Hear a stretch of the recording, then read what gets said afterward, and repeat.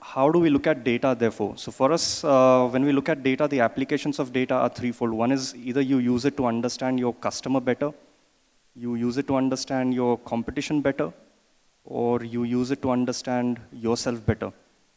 So having just started this journey, we've started approaching it from know yourself better, and which is to see, how can we merchandise better? How can we buy things better? So all along, it's been guided a lot by intuition, but now we want to, without reducing the influence of that intuition, we want to help that intuition with the help of, with data.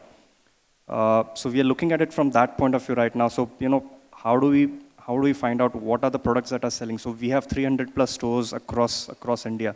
So there are different styles which sell across, different stores. Even within the same city, different stores have different catchments. So how can we merchandise better? What are the right quantities to have? Within every assortment, what is the optimum number of styles to carry? So you ensure that when a customer walks into your store, you don't have to necessarily always, yes, there is e-commerce and something's out of stock, you can send him to purchase from there.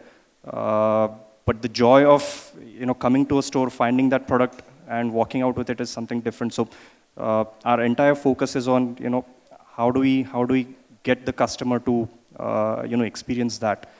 And at the same time, obviously, it's about, bringing in efficiencies in the entire supply chain. So by buying better, how are you reducing your cost of stocks? How are you increasing your inventory turns? How are you reducing your, your redundant inventory in the system so that you don't have to discount it at the end of the season? So that's been our priority.